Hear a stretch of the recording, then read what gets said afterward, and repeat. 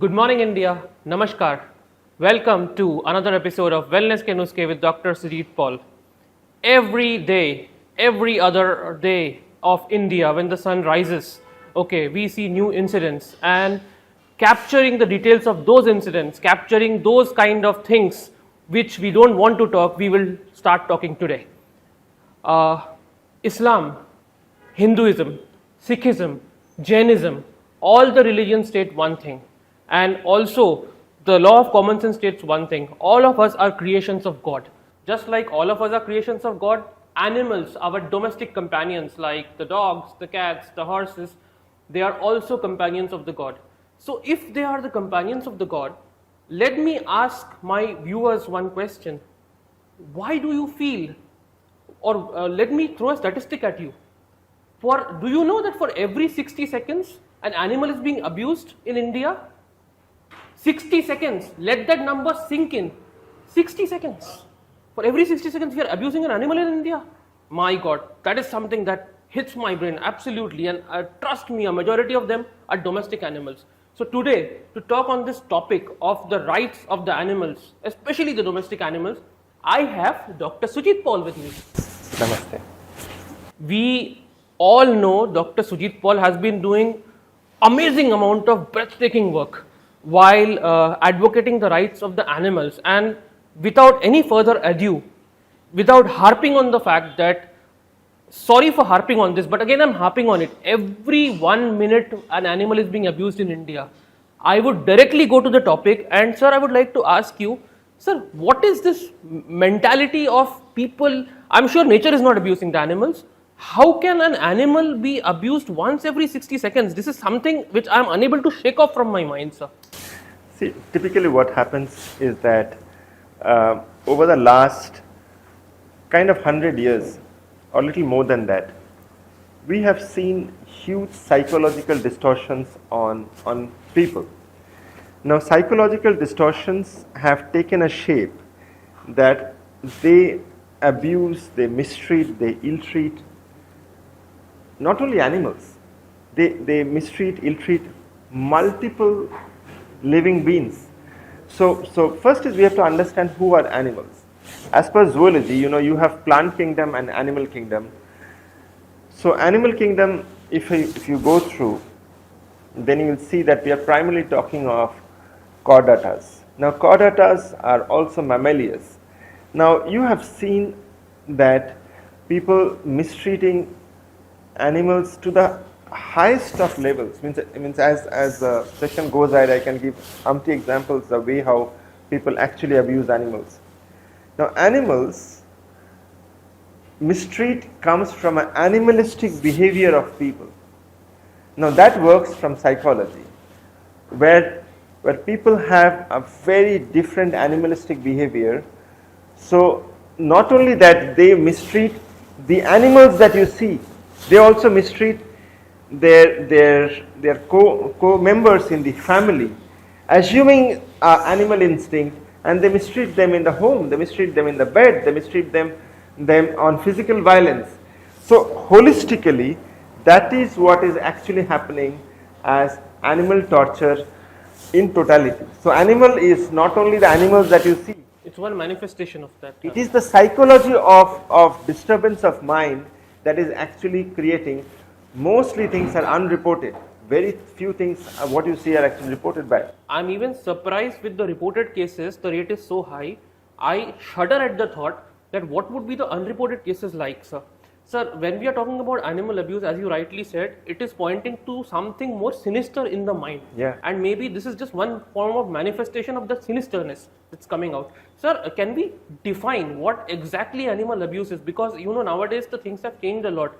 Like, for example, beating obviously is a form of animal abuse. We all know कि अगर हम animal को मार रहे हैं, हम definitely उन्हें abuse कर रहे हैं. But और किस प्रकार का animal abuse हो सकता है, sir? I think at a domestic level, the biggest animal abuse that we see is that people have a dog or a cat, and they know that when they are puppies, it's easy to cuddle. They are like fur balls, and when they grow up, they can't manage. They either chain them and keep them in the terrace, or chain them and keep them outside. Worst is they abandon them. I have seen worst cases, when we actually work in this field, well, we have been working in this for many, many years. People chop the legs and, throw them out. If animals grow little older, when they can't manage, they again, throw them out. See, it's a very, very sad scenario. But more than that, I think the issue is of the mentality of mind. Now, these are kind of criminals who does them. Now, people who do not understand and do it, still we can understand that, okay, they don't know the subject well and hence they do it. But most people who do it, they do it consciously. When we see that, a dog, a German Shepherd or any other similar dog, a retriever or a Saint Bernard is abandoned and it's left on the street. For that animal, they don't have anyone else other than whom they saw from the childhood. We have seen that people throwing hot waters in animals, boiling hot water and throwing them where we take them for rescues. Now the same phenomena of the psychology of these people who does it, they do the same thing at their home, at their work, etc. Because it's the mindset of the person who is doing it. So if he is doing it for the so-called animals that you see, he does it for the home as well. It's only that those are unreported cases. As I go through this episode and as I get a glimpse of the reality from you, sir, I'm getting more disheartened by whatever I hear. Now, it is not because I have pets myself. I simply cannot bring my head to the fact that one soul can do something so bad to another soul. Sir, now when we are talking from soul to soul, I have a question on behalf of multiple viewers. काफ़ी मेरे दर्शक जो है वो non vegetarians भी है, मैं भी खुद नॉन वेजिटेरियन हूँ. काफ़ी बार हुआ है मैं अपने वेजिटेरियन फ्रेंड्स के साथ जब मैं बैठा हूँ, when I sit with my vegetarian friends and when I ask them, when we talk about this and I'm very vocal about it, okay, I'm very vocal about it, तो मैं उनसे पूछता हूँ कि मैं उनको बोलता हूँ कि ऐसा ऐसा है, तो बोलते तू क्यों बोल रहा है, तू तो नॉन वेजिटेरियन है. Now how do we, there is a what do you call a dharma sankat or ethical dilemma I'm facing. No, it's not. I understand the question. Now, this is a very common question that keeps coming to me that, should I be vegetarian, should I be non-vegetarian, what is the right thing? And especially we animal activists who work, then this question comes more. Now, please understand, let's have the basics clear. Animals have life, so the question comes that, then if you are talking about not being the wrong things, then why do you eat animals? In the same way, plants do have life. It is well proven that plants have huge emotions, plants have life, plants have feelings. The same thing animals have. So please understand that if you are a non-vegetarian, there is no wrong deed that you are doing. It's the cycle of the world that is going through. Even if you are, for a moment, if I assume that you are eating only plants, so you are chopping a plant, you are eating a potato that could have germinated into a plant. जीवन तो उसमें भी था. So you are basically not doing anything which is drastically wrong. So I think let's not mix issues where people try to digress scenarios that, okay, then how are you non-vegetarian? Whether you are a vegetarian or a non-vegetarian, both have life. What I always say is that eat only as much as you need for the survival of your body, as simple as that. Now, you don't need to kill someone for unnecessary reasons. Whether it's a plant or animal, you don't need to kill for unnecessary reasons. Not for entertainment. Not for entertainment. For food, it's still... If you want to uproot a spinach and eat it for your survival, you are uprooting the spinach for eating for your survival. If you are plucking an apple out of the plant for eating for your survival, you are plucking out. So you can't perceive that you are chopping a hand of someone and eating it. So it's like the purpose behind it. Correct. Yeah. So similarly, if you are a non-vegetarian, you are eating fish or chicken or whatever you feel appropriate, you are doing the same thing. So I think we have to be fundamentally clear that whether you are eating a plant or an animal, you are anyways eating life. And by consuming the right methodology is what you are getting into a life. So that's a biological cycle. What you're saying also has resonance with religion, because I've read in multiple books that as long as the animal, you have to kill it for food, it is still understood. There's not a direct justification, but there is an indirect way out. So now that we are talking about vegetarianism, non-vegetarianism, now I'll come to an aspect which affects the industry. Okay, I have noticed majority of the products have been tested on animals. Also, when humans took one of the first shuttles to space, the USSR, erstwhile USSR, sent a dog. I believe then they tried to send a chimpanzee, but it did not work out the right way. So, how do we like come to this point of view here? Because the thing is that we are testing our products on animals, and there also animals might be going through some abuse. May not necessarily be a dog or cat. Could be a mice. Could be a guinea pig. So, what's your take on that, sir? Again, see, lack of a full information is a worry.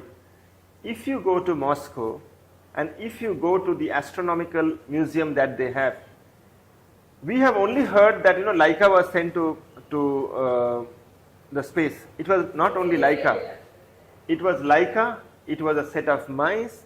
It was a set of plants. It was a set of fruits. Everything was sent. So it was not that only the street dog Laika was sent. No. And whatever I am saying, if you go to Moscow and see the museum, you can actually see moment you enter, you will see a Yuri Gagarin statue there, and on the left side you will see a dummy of Laika which is there, and in the spacecraft, whatever had gone, the full set is displayed there. So it is not only that animals were sent. For research purpose, animals, plants, fruits, everything was sent together. Now that's exactly what I say, that half information is extremely scary because people only talk about Laika. No. So for the development of humanity, you have to go through researches through multiple genres. And that's what happens. And that's where the development happens. And not only for cats or dogs or mice. There are also scenarios during the COVID time where even humans were subjected to the tests of vaccines. Yes. Yeah. So that's how humanity develops. Very interesting take and very enlightening take, because what happens is generally all of us are aware of the Laika story, but the story behind the story, we are not aware of it. Thanks for like bringing this up and clearing some of the ethical doubts or the considerations our customers, our viewers have, and all the people who are watching this podcast have. As we move forward, sir, I'm coming to the ending part of it now. What do you suggest to people, like say, let's say I'm very passionate about an animal. I see an animal is not in the right condition on the street, maybe dehydrated, maybe going through the aftermath of an accident. What do you recommend a single individual like me or any viewer watching this podcast should do in that case? First thing is that people who are watching this podcast need to understand that you and me, everyone have a responsibility for anyone in the earth. We are privileged that we are here and we have to do the job right. So, like for our stores, we ensure that if there's an animal who is abandoned, give a call to us, or keep fresh water bowls outside the stores. If you see that an animal is extremely unwell, if it's hurt, contact the local animal rescue centers, contact the local vet. Be compassionate. If you're not compassionate, then whether it's the street animals, your domestic animals, your husband, wife, father, mother, you will never be compassionate with anyone. A genuine person who is truly compassionate, who is empathetic, for them it is for all. You cannot be showing compassion to only your girlfriend and not having compassion for others. Then you are somewhere a hypocrite and you are trying to mask your character. If someone is good, they are good for all. If someone is not good, they are not good for all. They are masking, as simple as that. So if you find that there is an animal issue which is there and which have to be taken up, there are enough authorities at this point of time in India who is working, you must reach out to them. Fabulous point, sir. So for my viewers, हमारे दर्शकों के लिए, the word is compassion. आपको feel क्या होता है, और compassion, as sir ने बोला, selective नहीं हो सकता. It can't be selective.